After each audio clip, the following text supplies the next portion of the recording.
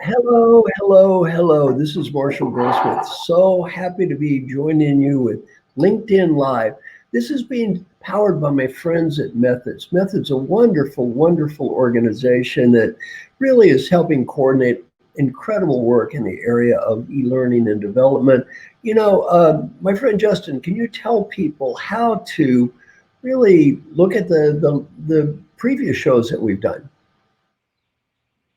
Yeah, good morning, Marshall. Thanks for having us on again. Great to be working with you. Previous shows are available by going to methodsof.com/network. And there you can register for free and get every last show that we've done with Marshall Goldsmith Live, as well as other shows that we're producing for people like our friend Chester Elton. I love Chester. Chester is a great guy. He's been on my show. I've been on his show. We are good buddies. He's one of our 100 coaches as well. Let me briefly introduce myself, then we'll get rolling. Got a fantastic guest today.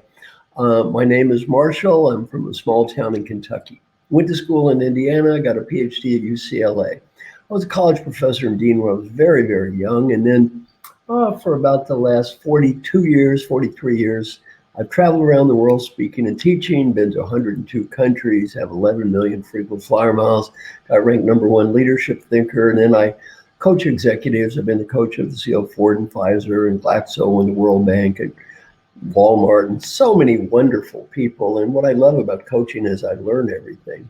Just coaching is a great experience for learning. I had a great call today from my good coaching client, Sienna Mulligan, CEO of Guardian Life, just a wonderful, great CEO. She's writing a book now. And then also I write and edit books and articles, written or edited 41 books, mostly purchased by my friends, family, and relatives, but I have done 3 big New York Times bestsellers. So that's all been good. And let's see. I'm really looking forward to working with you today. I've got a group called 100 Coaches, and we're featuring people from our group. I decided to adopt people, teach them all they know for free, and all the prices they get old, they do the same thing. So my honorary family here is just an amazing group of human beings. And one of them is my wonderful friend who's with us today, Elliot Masie. I love Elliot Masie. He is just a fantastic human being. He invented that term e-learning. He's one of the world's experts on digital learning and e-learning, #1.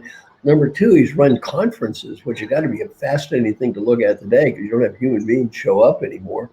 He's been a political organizer. He worked for people like Bobby Kennedy, Barack Obama. He's been a political organizer. And finally, he and I have another thing in common. We love Broadway. Love Broadway. He's a producer of Broadway shows. Yeah, there's no business, like show business. So I just love Broadway. So Elliot and I are both fans of Broadway. We both have second homes in New York City too. So he lives in Saratoga, New York, where we're all locked in. I'm in La Jolla, California, north of San Diego. Elliot, can you take just a couple of minutes, introduce yourself to the people, and then we'll get rolling. Absolutely, Marshall. And it's an honor to be with you, and it's an honor to be with all of you, wherever you are. And we are at a moment of wherever. We are wherever we are right now. My passion, as Marshall has said, has all my life been to pull together three things. I am a geek. I was involved in technology from the early days. Bill Gates had me host Microsoft Television when Windows 95 came out. My second passion has always been learning. How do we learn? How do we learn skills? How do we learn our competencies? How do we learn the things we're interested in? I, in fact, start to learn the accordion again in a few days. And my third is this concept of the moment. How do we build a moment of engagement, of entertainment? And they all came together. And so that's been my passion. And I am about to be 70 in 1 month. And I have been doing this for about 50 years, my friend. Elliot, first question, e-learning. Elliot invented a term called e-learning. It's been popularized around the world since you invented it. Elliot, what is e-learning? Well, it popped up, and I think inventions happen in multiple places at once, so I'm probably one of several people who helped that. But it popped up when the internet came out. And suddenly the idea would be, just as we were dealing with email, e-commerce, we got the idea that what if we actually could use the internet to help deliver, facilitate learning? And in the early 1990s, I was part of some conversations about what would we call it, and the word E popped in. Now, unfortunately, Marshall, people think of the E as electronic, and certainly it's electronic. But I get intrigued about what the E in e-learning could be. That goes to my passion of a producer, a social change agent. So here's a couple of E's. Everywhere learning, everyday learning, evolving learning, engaging learning. In other words, we've now evolved where e-learning is just how do we throw content at people without bringing them to a classroom, to what so many people literally that are on this call are doing. Imagine you click on your computer and up pop 1 or 100 colleagues all around the world, and you have a moment of connection and knowledge sharing. So that was the concept of e-learning. Now, when we did our very first gathering of everybody in the world interested in e-learning, there were 86 people, Marshall, 86 people. My team just gave me some data points. Right now, there are 1.7 billion students in K-12 who are learning from home. We have 19 million college students in the United States. And the number's hard to get out, but probably somewhere 50 to 80 million workers are now at home. In fact, you can't order a good microphone or camera online. I think I bought you one of the last ones that was available, because suddenly the default has become learn where you are from people who are somewhere else, and learn it in ways that engage you, entice you, maybe even evaluate you. And later on, we'll talk about perhaps even entertain you. Let's go to that right now. How about e-learning for E as in entertainment? Talk about that. That's fun. Well, I did something the other day, which was almost random, but it worked. I was hosting one of those webinars, one of those conferences that's online, and we were talking about learning in the pandemic. And it was a wonderful and somewhat uplifting thing. I said, well, what if I added 2 things to it? So I reached out to some of my absolutely favorite Broadway stars. I got Ali Ewald, who is the star of Phantom of the Opera, and she was in King and I and West Side Story. And I got Telly Leon, who was on Glee and just finished a year and a half as Aladdin. And you know what? I brought them into my webinar. They literally were sitting the way you and I are in our homes, and they sang a song. I had people crying during that, and it wasn't a distraction because we were talking about empathy.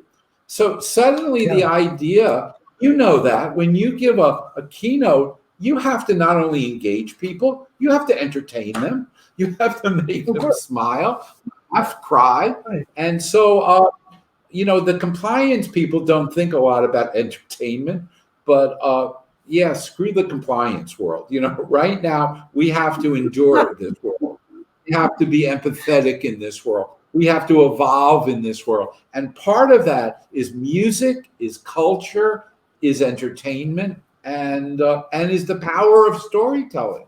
So yeah, I think E can also stand for engagement and entertainment as well, my friend.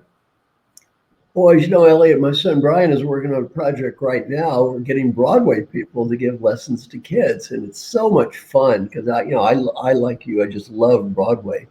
Now, another question: e-learning, does it work, and how well? Well, maybe when? Yeah, it's great. It's a great question, and let's be, you know, you and I are very authentic truth tellers. Okay, so you know, when the pandemic hit, people did some things that were appropriate. They said to their staff, listen, we don't want you infected. Go home, work from home. Colleges in the United States, you know, 19 million students were told, leave the campus sometimes in 24 hours, go home, and you're going to learn from home. And then we obviously have K-12 students who are doing that. Does it work? It is part of the way it works. You know, in other words, learning is not just the lecture. Learning ultimately is how do you engage, and this is the important piece. I believe that if you have learning that doesn't have curiosity that precedes it, it's in the ear and out the ear. So you know what? A lot of what organizations started to do was think that everybody who was at home wanted to sit down and go through PowerPoints. Now I'm weird. I think PowerPoint should be regulated by the Food and Drug Administration. And when I told that to Bill and Melinda Gates, they got really upset, and they go, "Why?" And I said, "Because it's actually more effective than, you know, sleep aids in putting people to sleep." Well, PowerPoint online is like you know, it's on steroids. It's sleep aid on steroids. Now, if I'm doing a visual learning, what if I put a picture up that was an engaging picture? And what if I literally said to the students who are scattered around, go take your camera and come back in 10 minutes and show me something in your house that's mechanical? And they all post that picture. Now e-learning, rather than me talking to you, becomes how do I weave you together into an engaging community? And what's really interesting, if we bring 10 people together when we finally are able to, at a pizza shop, at a bar, on the beach, or wherever it will then be eventually safe, we organically know how to talk to each other. But sometimes when we think we're doing it digitally, we overproduce it. So e-learning that's just publishing is minimally interesting. E-learning that gets you thinking, that gets you provoked, that gets you, wow. I mean, to me, it's even, if it's interesting enough, I'm probably in the middle of it going to search something, take a picture, send it to someone. It doesn't need to be long either. I was working with one company. They're doing 5 minutes a day of update about what's happening in their business. And that's all they need. If they did an hour, you know what would happen? When you get a 1 hour thing, people may or may not stay to the end. They might eat breakfast while it's on. So it's an interesting, we've got to be, the E has to be evolving. And guess what? Right. The E is also erupting right now as we're doing that. You know, one thing I need to learn is I'm supposed to tell people they're supposed to write questions in the chat box so we can get questions from the group. Now, you think after about my 10th show, I would have figured out how to do this. But as always, I forget everything. So I just remembered, please ask questions for Elliot. and put them into the chat box. We'll try to get to some as best we can. And then the ones we don't get to, hopefully, Elliot, to have you back a second time or third time so we can talk again, because I love having you here. Now, Elliot, AI, artificial intelligence, I want to speak to a personal issue. Yes, Elliot, do you know there is something called video bots? Have you seen a video bot where they have a face that looks like yours and it talks, and your voice and even mannerisms and little things? Yes, Elliot, I'm getting a video bot called Marshall Bot. So I'm going to have my own little video bot called Marshall Bot. Hopefully we'll have AI. I'm going to teach little Marshall Bot everything I know, only not just what I know, what all the smart other people I know. Little Marshall Bot will know what Elliot knows as well. Elliot, Marshall Bot will give you credit. So then after a while, people can talk to Marshall Bot and he'll give them answers. Hopefully Marshall Bot will learn through AI. And my theory is, as I get older, my level of intelligence is going to go kind of down and down and down. The little Marshall Bot's going to go up and up and up. So in the future, when people call me up and ask questions, I'll say, just a second. They can talk to Marshall Bot. So give me your thoughts on AI, and what do you think about my Marshall Bot idea? Well, I want it. Okay. In fact, I hope that the Marshall Bot then has you have 100 coaches, you have 100 bots around it. I can be when I'm in Asia, they can't pronounce Elliot. It's too difficult. So they call me ET, so I'd be ET bot. AI Marshall is both an intriguing and a distracting term. It's been around for a while. Gone on to Google, if you've gone on to Facebook, if you've gone on to Amazon, if you've gone on to almost any major site, AI is operating. Now, what does AI mean? It's another way of saying it's smarter tech. But let me give you some suggestions here. And can you put Marshall up for a second? Because I kind of want to see him as I'm describing this. So let's say, Marshall, that AI was a little farther along and you published a really interesting article. You have wonderful stories from all the people you did. And I'm reading it on my phone, okay? Now, what if literally, and there's a camera here and I allow it, it notices when my face looks confused. My eye goes up. Or remember, there are probably 1,200 dots on my face that biometrically respond to when I'm confused. And when I was confused, wherever I am, it blows up and says, maybe you want to know what this is, okay? It notices I'm reading faster, okay? It knows, for instance, what's interesting is I'm reading in English, but my mother language is Spanish, Hindu, Mandarin, Portuguese. And now I have the opportunity to look at it and engage on your content with somebody else who speaks that language somewhere else. Yep.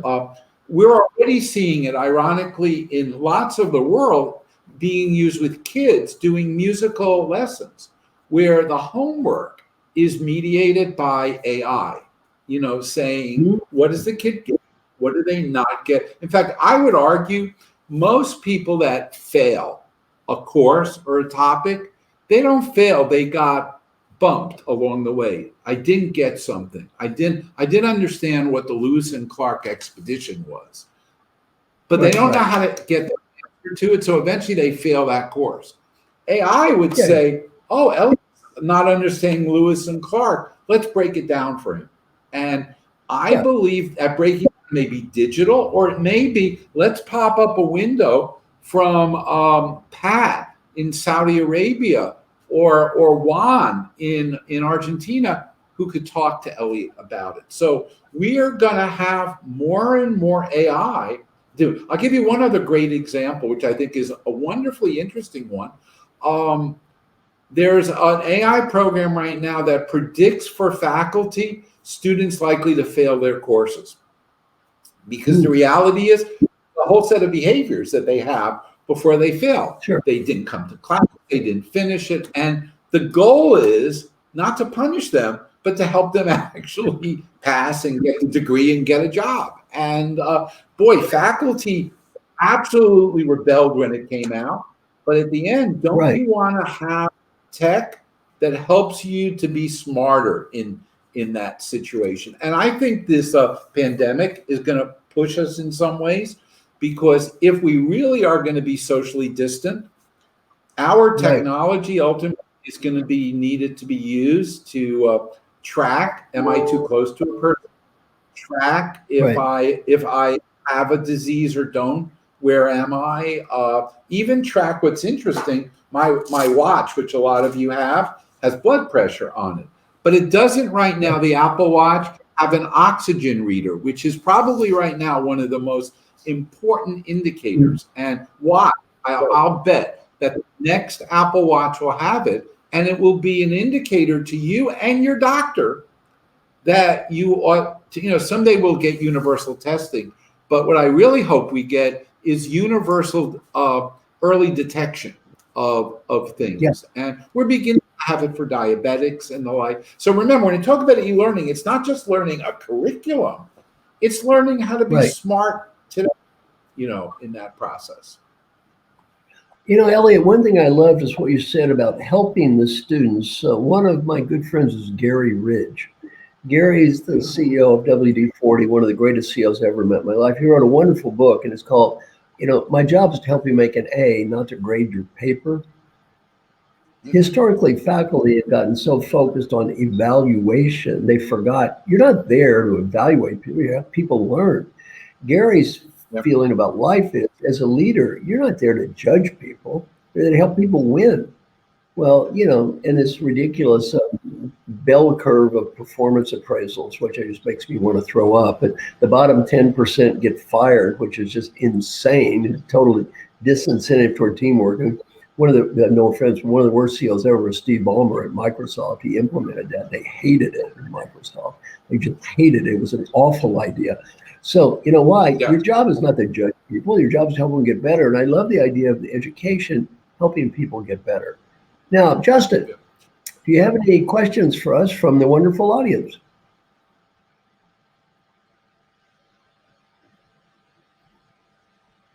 Justin? I didn't hear you. Question. Oh, here we are. Okay, there we go. Better with audio. Okay, so we've got a lot of great play from your comment on the FDA regulating PowerPoint, Elliot. Pasquale, Angie, Debbie, and a number of other people just were having a great time with that one. So well done. The first question is directed to you, Elliot. It comes from Dr. Jeffrey McGee, and he says, how do we vet legitimate e-learning SMEs versus the masses that are flocking to this space as coaching and e-learning providers are coming in the past few years? How do we vet legitimate ones versus everybody else? You are asking the absolute right question. I think ultimately it's going to be a combination of what we call curation. I won't go to a restaurant if I can't look at Yelp and OpenTable. I won't buy something online if I can't find recommendations. And ultimately, by the way, I want them to be trusted recommendations. The other side of it, though, that is really interesting is that what's really good for me may not be good for another person. And so I actually think the learner needs to have access to dials. Dial up, I want it to be real conceptual. No. I really want it to be very practical. I want it to be very visual. And so I think we're going to need to get into almost a taxonomy where we can select those things that have the characteristics that we want and then find a trusted way of validating them. It's the ultimate form of user experience. Now, I will say that right now, with all the colleges letting out and all of the students going there, colleges are going to be different. I got to tell you, if I was on a board of Skidmore College for 12 years, if I were on the board of a college right now, it may not go back to normal in September. And I think that's interesting. I'm not saying they're going to go away, but we're going to challenge a lot of what is the right mix of expertise, academic expertise, field expertise. And I think we have to be able to realize that some of the best content comes from the community in that process as well. Crowdsourcing. Okay, Justin, another question. Okay, so a number of great questions flowing in here. So hopefully we can get to as many as possible. This one comes from Melissa Roth. And she says, what do you see the biggest mistake companies are currently making now or will be making in the future when it comes to L&D in response to the pandemic? First of all, I think L&D is not going to be about teaching. It's not going to be about teaching. Learning and development is going to be about engagement, about user experience. It's going to be about leveraging the knowledge that people have. It's going to be about also creating environments that are more knowledge rich, and in some cases, giving that knowledge to people at the very moment of need. So I'll give you an example. The airlines right now are laying off a tremendous number of flight attendants. Well, guess what? They all have a skill that, if they were willing to do it, would make them really good at first level people in the non-emergency room of hospitals, because they've learned how to deal with patients and the like. Now, we're not going to be able to send them off to class for 20 days for that. So how do we create knowledge that comes to them that could be quick knowledge, peer knowledge, on-the-spot knowledge, and even being able to use some simulation to fail safely in that process? And so L&D is not going to be about teaching. It's going to be about engagement, about empathy, about enhancement. It's all the work that Marshall has done over his life, which is, how do we help people optimize themselves, optimize the organization, and even do something that L&D has never said. Define what I'm not good at. Define what I'm not good at, and then let me do the other stuff that I'm good at. We don't have time for perfection right now, Marshall? Elliot, I want to reinforce what you said. I wrote an article, and if anyone would like a copy, send me an email, marshall@marshallgoldsmith.com. And the article totally backs up what Elliot is saying. It's called Leadership is a Contact Sport. And Elliot, as you say, our research on this is very compelling. If you just go to a class and sit there, and you go home, you don't talk to anybody, you don't involve people, you don't get engaged, you don't follow up, your actual improvement in terms of leadership effectiveness, not as judged by yourself, as judged out around you, is no better than random chance. On the other hand, if you go to the same class, you listen to things, you hear what they have to say, you talk to people, you engage people, and you follow up, your improvement as judged by others is huge. So I just want to reinforce what you said. The article is called Leadership is a Contact Sport. Send me an email, I'll send it to anybody. Elliot, the original study we did was 86,000 people. We've replicated this with 248,000 people. So I got to think your instinct on this is backed up by reality. Now, Justin, we have time for one more question. Okay. Last question here is going to be, well, I think this one's a little more fun. So let's go with, Elliot, can you please speak to the evolution of e-learning, where it started when you first got into it, and where you see it going? And that comes from George Gindia. Yeah. It started by trying to replicate what we did in the classroom. And that's true of any e-experience. E-shopping is like that. But the problem with e-shopping is there are no aisles to go down to. And I like to buy things as I walk down the aisles. So it started by replicating the classroom. It's evolved. We found, once again, that video is probably going to be more important than PowerPoint. I think we are going to evolve even more when we start to use more simulation and emulation. Hey, Marshall, one of the Broadway stars I had an opportunity to hang out with is Leslie Odom Jr. from the original cast of Hamilton. And he wrote a book about failing your way to success. Well, we need to figure out a way that people try things and fail safely. I want the pilot to crash the plane 10 times in the simulator, so it's not when I'm on the plane. And so I think we will evolve to a much more dynamic, challenging. I want every surgeon, before they enter the operating room, to have to do 2 minutes to show that their brain and fingers are ready to cut me open that day. And I think we're going to see that kind of dynamic technology evolve. Well, finally, I'd like to say, Elliot, thank you so much for joining us. You've been a wonderful guest. If you do not mind, I would love to have you come back in the future.